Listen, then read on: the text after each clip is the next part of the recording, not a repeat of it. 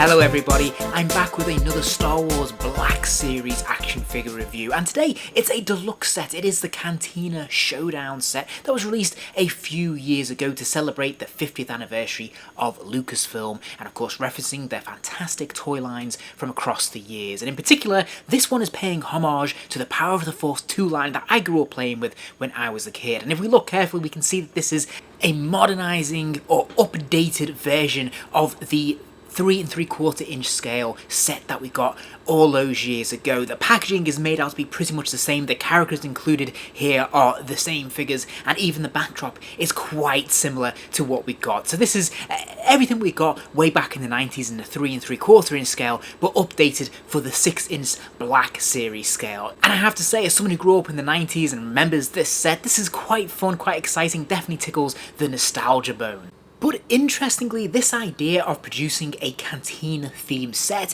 is not actually original to the Power of the Force 2 line. In fact, the original Kenner Star Wars line, all the way back in the 1970s and 80s, actually produced their own Cantina set. In fact, they released several versions of the Cantina set, both interior and exterior sets, which are quite fun. And even after Kenner revisited this set for the Power of the Force 2 line, they'd also revisit it again because they released this 3D cardboard display set, which is a little bit larger. Obviously, you can see it's boasting that it's 25 inches wide on the display there. And this is much more of a diorama piece, but as I said, it is mainly a cardboard set. And they did experiment with this. They also did one for Jabba's Palace, and it's a mixed result. It certainly looks the part, but it's not too sturdy.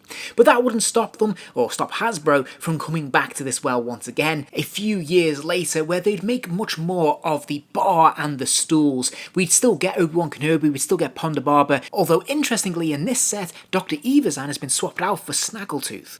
So, with all that being said and having such a rich history, it's no surprise that for the anniversary, they would come back to this set and release it once more in an updated way for the Black Series. So let's start off by taking a look at the packaging. Now, I'm a big fan of this packaging. I think it works really, really well. It's pretty much identical to what we got in the Power of the Force 2 line all those years ago. As I said, I remember this being on the shelves when I was a kid, although I never owned it myself. I think this looks really, really good. I love this branding of the Darth Vader helmet in the bottom right-hand corner there, the green lightsaber branding, the Star Wars logo, the Rebel Alliance logo. It all looks really, really good to me. And it's gone one step further here because it's actually holographic packaging as well, meaning it's quite reflective, it really catches the light, and it looks really, really good on display. Of course, we have this wonderful window display as well, where we can see the figures and, of course, the Cantina bar behind them. So this is a great display piece in and of itself. And if we flip it and look at the side panel, we have that branding up close and personal here. We see massively enlarged Darth Vader helmet, and I think this looks really cool. And finally, if we flip it and look at the back of the packaging, we have a film still here taken from the movie. Again, this is holographic as well, which is pretty nice. This is large and central to the packaging here, so this is really eye-catching. And we have a bit of bio about this scene, which is very cool. And then at the bottom, we actually have the 50 years of Lucasfilm timeline, charting all the different projects that have been released up to the point when this set had been created. So for me, all in all, this is a massive win. I think this is really, really great. Of course, it's going to appeal mostly to people of my age who grew up playing with the Power of the Force 2 line figures or were collecting these figures back in the day. Yeah, like I said, it's got that really strong overtones of nostalgia here, which make this really, really fun. And if we remove the interior inlay, we can see, once we've taken all the figures out of the packaging, that there's actually a little bit of a diorama here as well. And this is quite nicely designed, it's quite nicely put together. We can see the bar there in the background, we can see some aliens there having a drink in the far corner, which looks pretty cool. And I think this works quite nicely as a mini display piece if you want to have this out. The only thing that's disappointing about this is actually the base of it, which is just a flat white card. It's a shame they couldn't have coloured that to make it look more like flooring, but otherwise, this is quite fun. It's a nice little extra. So let's take a look at the action figures. I'm going to start with Obi-Wan Kenobi, and to be honest, this was probably the thing that really drove me to purchase this set because I didn't have Ben Kenobi in my Black Series set. I missed this figure first time around. It is just a straight repackage of that initial release, so there's no real surprises here if you already own that figure. I think the head sculpt is pretty decent. I wouldn't say it's a super sharp likeness, but for this scale, I think they've done quite a nice job. There's actually a lot of detail here and a number of different cotton washes and paint apps to really give this a lot more depth and texture. We can see a lot of colour around the eyes, different skin tones, even some shading in the beard there as well. So I think there's a lot here to like. I think this works really well. One of the things that I really like about this figure though is the cloth robe that it comes with. This adds a really nice depth and texture to the figure. It makes it a lot more pliable when it comes to the articulation as well, and it means you can put his hood up or down, which I think is really cool. And you can have two looks for the figure, because of course you can also remove it, so you have him in his more training guise, I suppose, as we see a little bit later in A New Hope. So I think this works really, really well, and I think the overall presentation of the figure is pretty fantastic. Now, sadly, there's not a lot of paint washes over the rest of the body, or indeed on the legs and the boots, and it's a real shame because the detailing in the sculpt is all there. It looks really good. It just needs that little wash over it to just bring some of that depth and texture out of it, and it's just lacking that, and it's just disappointing. And if we look at the articulation, we'll see he does have a ball joint at the top of the neck there, so his head can spin all the way around. It can just about lean left and right, but there's also a hinge to allow the head to look a good distance up and down as well, which is appreciated, and I think this works pretty well. Now, he does have ball joints in the shoulders, allowing the arms to lift up and out, which is great, but you'll notice, sadly, he doesn't have a double joint. He just has a single joint at the elbow, which is unfortunate. This will spin all the way around at the lower forearm, and it will hinge to about 90 degrees, which is good. He also has a swivel at the wrist, which will allow the hand to rotate all the way around, but sadly, it can't really hinge forwards or backwards because of that sculpt. Now, he does have a ball joint in the waist, of course, which will allow him to move from side to side. He can kind of just about lean left and right, but it's not a lot of give here, to be honest. And when it comes to bending forwards and backwards, it's virtually non-existent. There is a hinge in the hips, allowing the legs to kick out to the side. There's an upper thigh swivel up there as well, so you can move that leg around. And of course, there is also a double joint in the knee, as you can see there. So the legs will kick forwards, they'll kick backwards, but they are hindered massively by this plastic robe, which is a hard plastic, unfortunately. Now, he does have a double joint in the knee, as I pointed out, so he can bend that lower leg back. But again, you've got a lot of resistance here, and you're not likely to get a lot of use out of this in truth. And then finally, we do have an ankle pivot at the ankle there, allowing the foot to hinge from side to side and also kick forwards and backwards. Accessories wise, the only thing he comes with is his lightsaber, but to be fair, it's a really nice piece. I think they've done a really good job of sculpting this accurately to what we see on screen. I think the colorization, the paints are really nicely too. We see gold and silver, and of course the blue of the lightsaber and the black of the hilt there. All looks really, really attractive.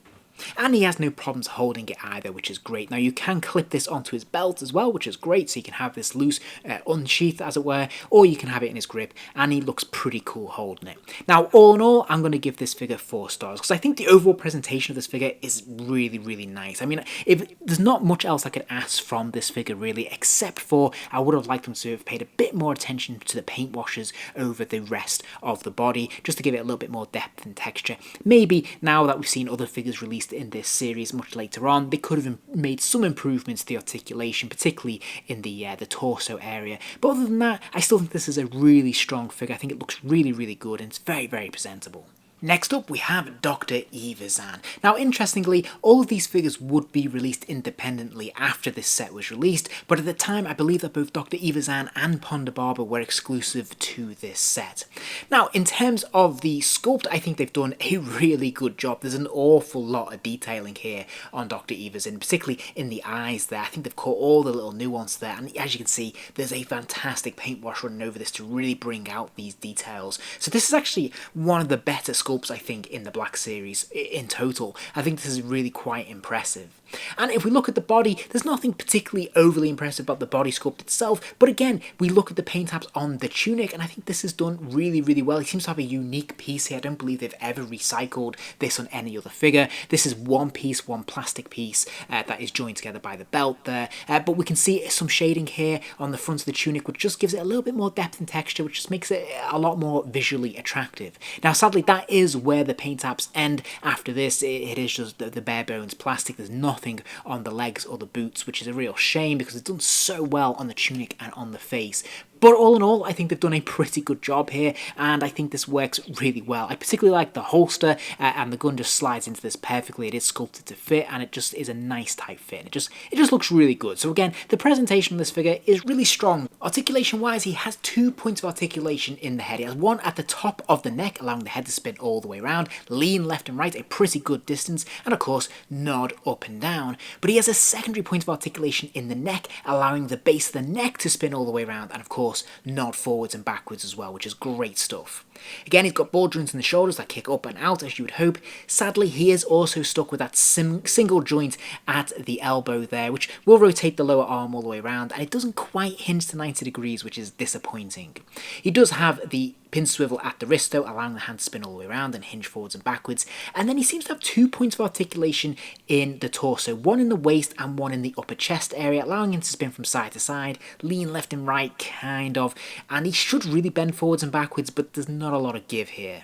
Now, he's got the ball joints in the hips, allowing the legs to kick out to the side. There's the upper thigh swivel, as we can see here as well. The legs will kick forwards, they'll come backwards a little bit, and there's a double joint at the knee, thankfully, allowing that lower leg to kick all the way back.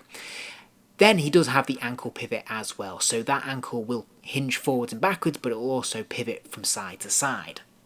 Accessories wise, all he comes with sadly is his blaster. It is a unique piece and it is sculpted very nicely, but there's no paint apps on it. So again, much like Obi-Wan Kenobi, for me, this is another 4-star figure. Now, it might feel a little bit bare bones, but then that's because this is a sort of subsidiary character, a very minor character in the film, and this is really more about world building than anything else. It's really about fleshing out the characters and the aliens in your universe, and I think he ticks that box very nicely. There's actually a fair amount of love and care that's gone into this, particularly into that head sculpt and the tunic that they've produced for him, and I think this is quite a cool figure all in all. In terms of its presentation, it's very nicely done. Could it be improved slightly by a little bit more TLC when it comes to the shading on the legs? Absolutely. But other than that, this is pretty good stuff. Finally, we have Ponda Baba, and I'm not going to spend too much time on him because there's not really an awful lot to comment on from an articulation point of view, so I'm going to skip past that completely because it's already been covered in Dr. Evers and it's pretty much identical. The only change that we can see here is actually in the head because, of course, there isn't really a great range of motion. It just kind of swivels from side to side because it is so bulbous. But on that point, I do want to point out and say that actually this is a really great sculpt. I love this head sculpt. I think it looks really, really good. There's a lot of fantastic paint washes running through it, a lot of detail, the freckles on the head there, there's a sort of blue and brown running over the skin tone, and I think it just looks really, really good. It looks pretty screen accurate. It does look quite bulbous and oversized, but that's how it is in the film, so I think this works really, really well. It actually looks a lot more in proportion than what we'd see in other figure lines, so I think they've done a really good job here in terms of overall proportional accuracy, which is great. I really like the jacket as well. We can actually see some decent paint washes running through this to make it look a little bit dirty, a little bit scuffed up in places, which looks really, really good. And I think, once again, the overall presentation of this figure is really, really solid. For accessories, he does come with his blaster, and this is really nice. Again, this is a unique sculpt, but you'll see it actually has some added paint here because he does have that red handle, and that makes all the difference. That splash of colour makes this come to life a lot more, and there's a really fun looking accessory. Now, it will fit into his holster, although it's not a very snug fit. It almost looks too big for his holster, and indeed, the strap won't actually go around it. No matter how I approach this, whether it's over and around the handle or underneath and to the side, it won't hold the gun in place. Thankfully, these problems don't extend to him actually holding the weapon. Indeed, this is a really nice tight grip, and you can see he can even get his trigger finger on there nice and snug as well. So this looks really, really good, looks really in proportion, and it looks really strong. The really cool thing about this version of Ponda Baba that differs from the main release though is that it actually comes with 2 alternate hands, and these are his sort of clam hands, which are really, really cool. As we know, there was 2 different versions used in the film and the making of A New Hope, and it's really great that they've included that here, so you actually have the option of creating 2 distinct different versions or 2 different looks for Ponda Baba. Now, I will say that they look good on one side when you flip them up underneath, not so strong. It doesn't look great from this angle.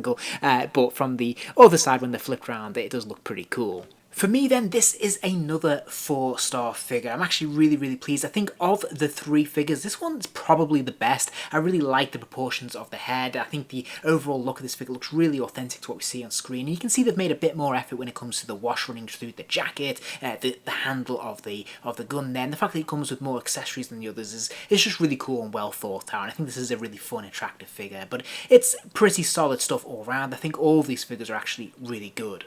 But that's not all though, because of course we also have the bar area itself. Now this comes in 2 pieces. As you can see, there's the front of the bar there that curves around, and then we have the back of the bar with the individual tubes and various pumps, I suppose, that are going on in the background, which is pretty cool. And you can rearrange these pieces however you want actually, which is quite interesting. So I'll kind of mix them together, but there might be a specific way of doing it, I'm not sure.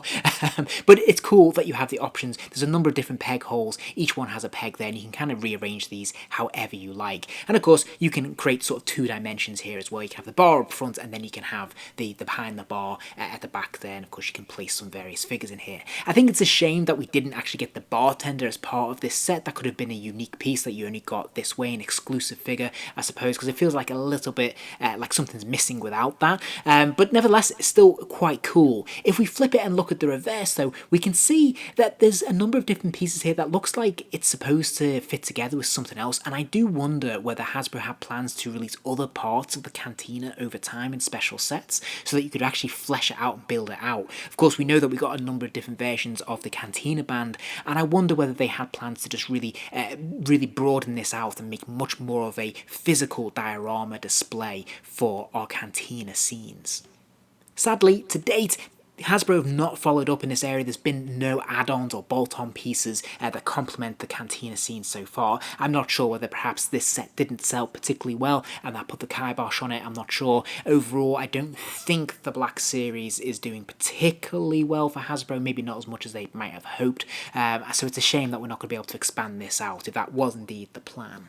But that's not all though, because we do actually get a handful of other accessories as well, and that is not just 1, not 2, but 3 individual cups, mugs, tankards, whatever you want to call them. We have 3 very distinct, very unique pieces, which is pretty cool. I think these look really good, and of course are nice world building pieces to this set. My only criticism is that none of the figures can really hold these. The grips just aren't quite wide enough. And so there you have it. I happen to think this is a really cool set all in all. I really like each of these figures. I think they're all really strong entries. Now of course you can pick these up individually, and if you have done, I'm not sure whether the bar pieces really make it a must buy. You probably won't want to double dip, but if you didn't get any of those figures and you get your chance to get your hands on this set, then I thoroughly recommend it. If you're a fan of world building pieces and you like to flesh out the characters that you've got in your collection, this is a really nice beginnings of a cool display piece. Now it is a shame if there were plans to expand this, then it would have been really cool. I would, for one, would love to build out the full Cantina, have my various different characters in there, Greedo and Han Solo in a little booth somewhere, having the Cantina band playing, having some seats, some bar stools, etc. would be really cool. And I think, you know, we had the beginnings of something quite special here. As it is, it's still nice enough to do something with, particularly if we use the diorama that it comes with in the interior card inlay. But it does feel a little bit bland, like it's missing something otherwise. And in particular, it's a shame that we haven't actually got a barkeep here, which would have been really cool. But nevertheless, we certainly have enough aliens and enough characters now to recreate a good portion of the Cantina scene. So I think you can actually start to really populate this and fill this out and make it look pretty special. If you enjoyed this video, please do give it a like, and remember to subscribe as there'll be plenty more videos soon.